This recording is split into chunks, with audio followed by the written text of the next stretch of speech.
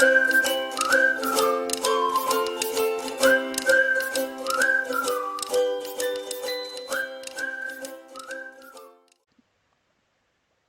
guys, welcome to yet another video. In this one we will discuss how we can install various Linux distribution over VirtualBox.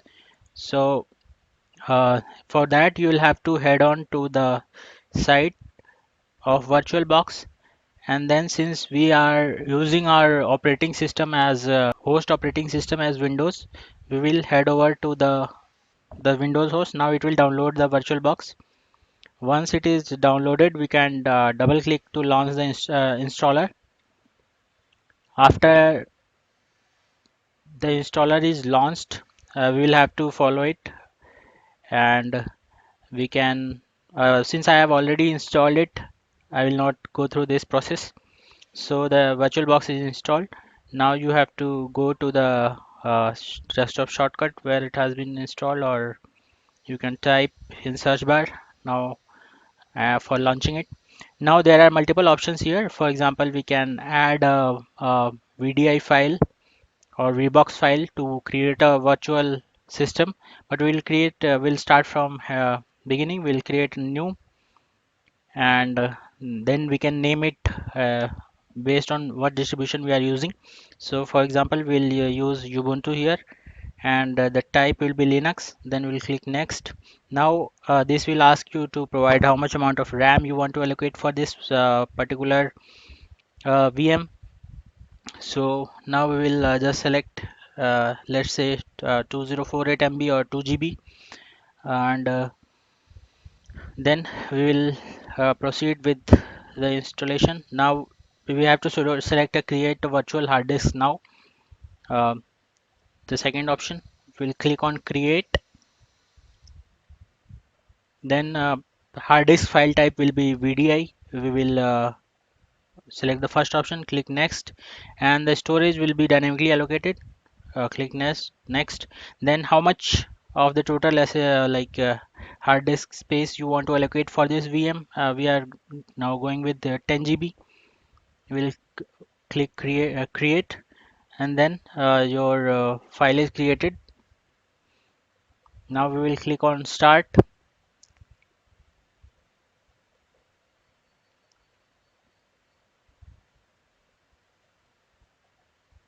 So it will ask for the startup disk. Where is your ISO located?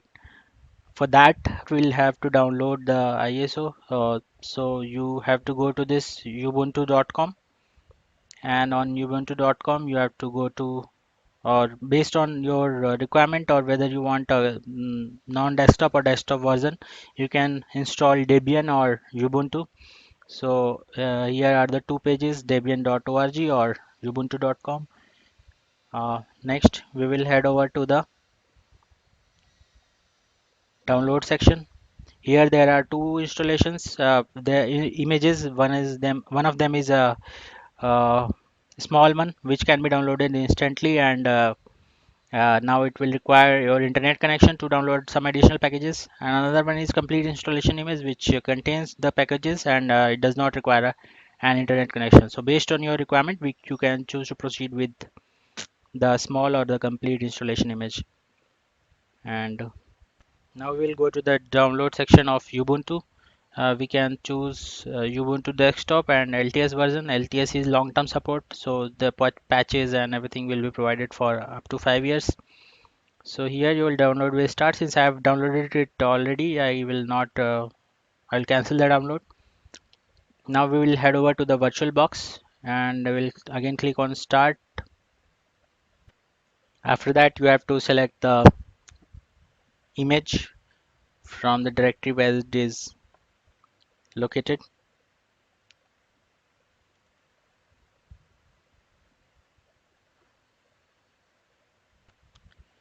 Click on add, and then choose the particular image.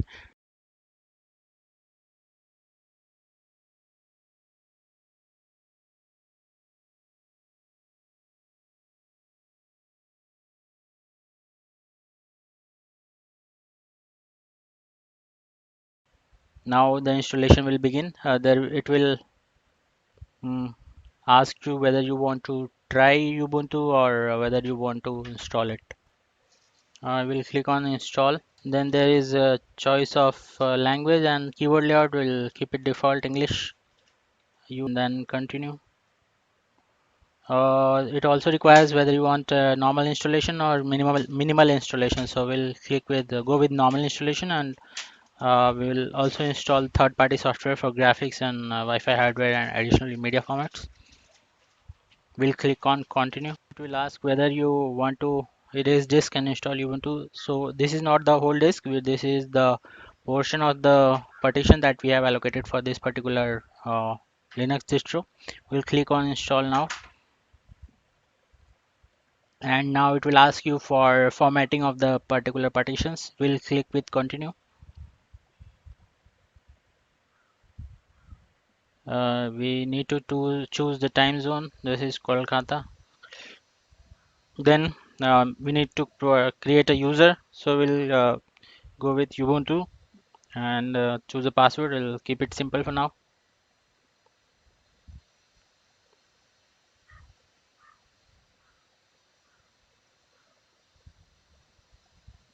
After that, our installation has begun. First of all, it is just copying the files, necessary files into the installation folder.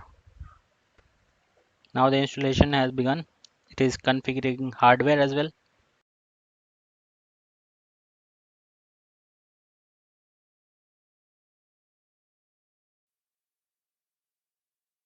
Now it is unpacking modules, Linux modules and packages.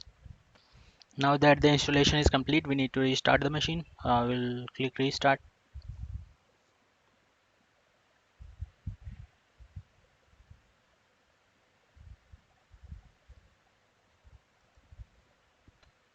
So it will ask, please remove the installation medium, then press enter. We don't need to do that.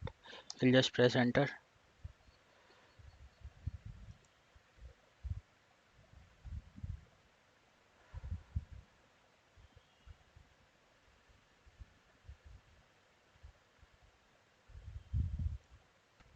Now Ubuntu is starting.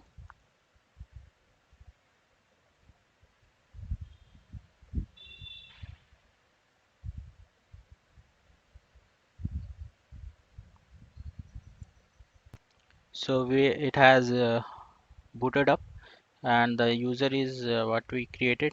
So we'll click on that, enter the password,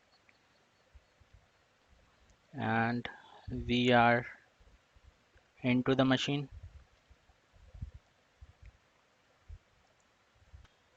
So we are into the machine, and we will not do this online. Setup live patch. Would you like to set up live patch now? We don't want to do that. Then next, done. Now we are into the machine. We can maximize it also. So for going to full screen, we need to right click on the desktop and go to display settings. And in the display setting, it will show you different resolutions that you can select from. And we will select this 1920 by 1200. Maybe that's what my display supports, and then we can scale it up to 200% also, but we don't do that. Now we'll apply that and we'll keep the changes. So this is your upscale now. So you can fire up a terminal with Control Alt T, and now this is your system. So these are your files. You can do whatever you want here, like running commands and etc. Now we will do installation of some packages, maybe apt-get install gcc. Maybe it's already installed. It's not installed. We will get it installed.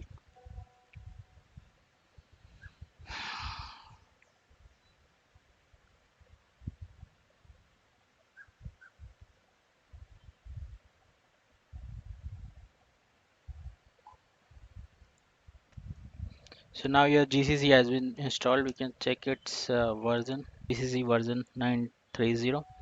So we'll just shut down this machine.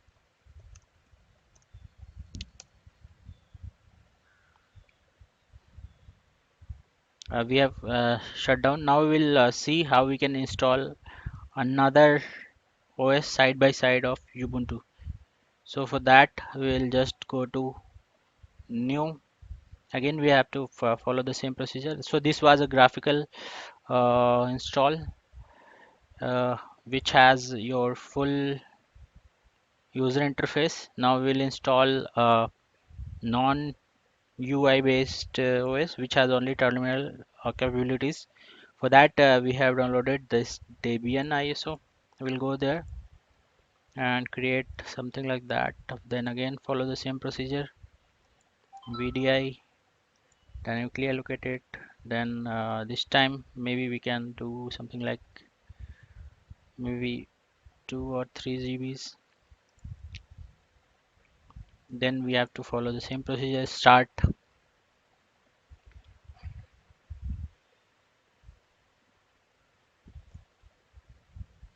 and this time we will choose startup disk as your Debian.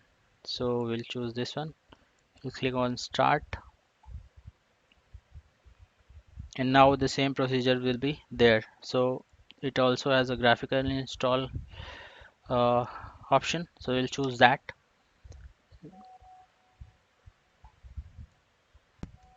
So now it will ask you for your preferred language. We'll choose English, United States. Layout is American type, and then it will scan devices and load additional components. It will ask for a host name. We'll choose Debian. Domain name will leave empty, and then it will ask us to set a root password. We'll set something simple for now. We'll go there, click continue. Username it is asking. We can set Debian for now. Then password again.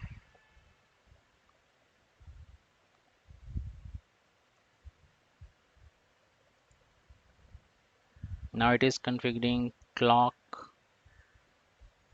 Then we need some time zone. I will see say Eastern. It is detecting disks.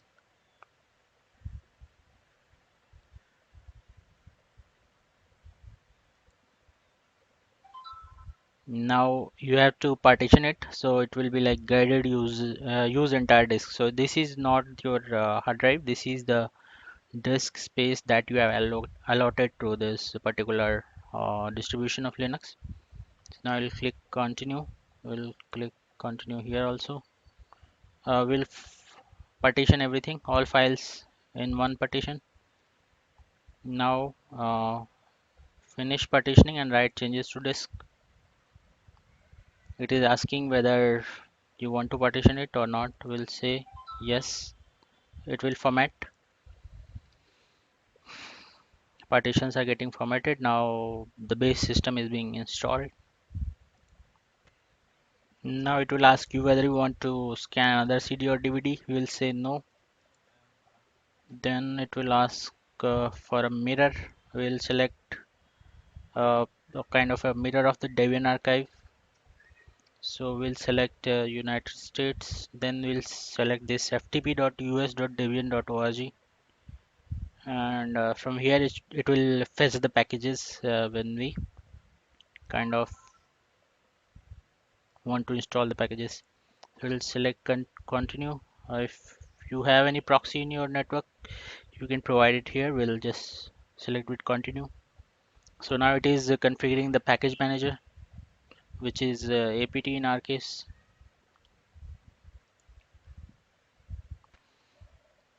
Now it is asking to configure popularity contest, whether you want to participate in the package usage survey. We will click for no for now, the installation of the software is still going on. Now here's the important thing. If you want a desktop environment, you can select it, but desktop environments are generally heavy on your system because you are already running host OS Windows, and over that you have to kind of virtualize with another OS. So we will not go with the desktop environment. We'll just uh, install whatever is required, like web server. We don't want a print server, we need a SSH server. We'll do that, and then we'll click continue. Now it will ask you to install the grub bootloader on a hard disk. So this is the same partition on which we have uh,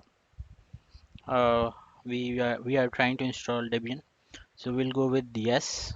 Now we'll need to select that particular partition. Then the grub bootloader will be installed over here. Now the installation is complete, and we will just click continue so that the system will be rebooted, and we will log into the.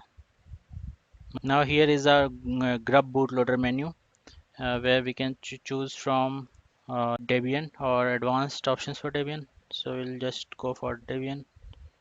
Then I will choose Debian with Linux. For now we are into the machine, and this is a non-desktop version, so we'll only have the terminal. Now we will log in with the user Debian that we had created earlier. So we'll write Debian, then password. Now we are into it. You can see pwd or ls. So guys, this was a quick tutorial in which we tried to install two Linux distros side by side on a virtual machine, and it was one of them was a full-on desktop version, and another was a non-desktop version. So based on your configuration of the system, for example, based on your resources present on the system, you can choose a desktop or non-desktop version, and also based on your requirement. Basically, the desktop version will be more kind of heavyweight, so you can choose as per your requirement. So thank you. See you in the next one. Bye.